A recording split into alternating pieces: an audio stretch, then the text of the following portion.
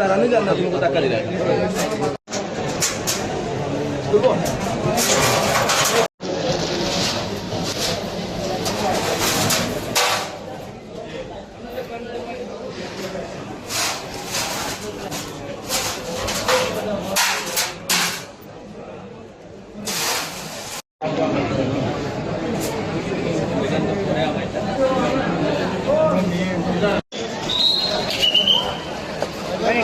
একটু সরেন আপনাকে আগে না ভাই, একটু আগেই করবেন।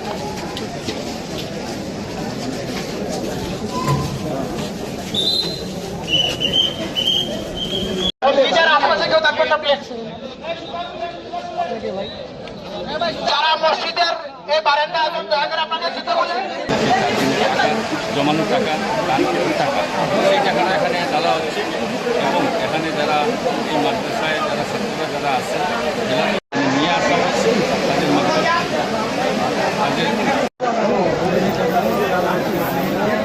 ভাই যাই না ভাই, এটা ভালো লাগতেছে, এরকম হওয়ার দরকার এবং ডিসি সাহেব যিনি ছিলেন ওনাকে পুনর্বহাল করার দরকার। আজকের ঘটনা কি বলেন? আজকের ঘটনাটা খুব ভালো, টাকা গণনা যে হচ্ছে এটা খুবই ভালো লাগতেছে। কেন আসলে এই টাকা গোনাটা ভালো মনে হচ্ছে? জনসম্মুখে টাকা গণনা ভালো কেন মনে হচ্ছে?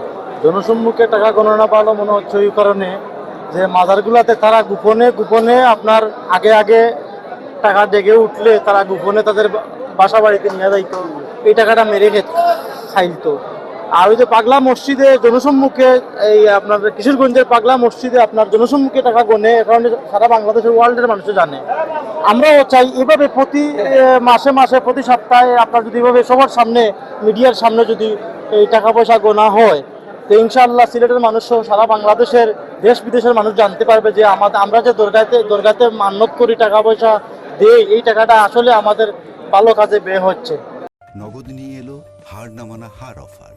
সর্বনিম্ন 10,000 টাকা রেমিটেন্স নগদে পাঠালে থাকছে স্বর্ণের হার জেতার সুযোগ। শাহজালাল এবং শাহপরান হচ্ছে আমাদের সবার, ওনারা হচ্ছে আল্লাহ প্রদত্ত একজন ওলি। এখানে আসলে কোনো ব্যক্তিপক্ষ বা কোনো খাদেম বা বংশধর পরিচিতি লাভ করে এরকমভাবে দান বাক্সের টাকাগুলা ভাগ করে নেওয়া আসলে এটা মোটেও উচিত নয়। ডিসি সারোয়ার আলম যে উদ্যোগটা নিয়েছেন আসলে সেটা আরও আগে নেওয়া উচিত ছিল। তারপরেও এখন যেহেতু নিয়েছেন আমরা চাই সেটা বাস্তবায়ন হোক, সরকারিভাবে সেই টাকাটার বন্টন হোক, সেই টাকাটার কাজে আসুক।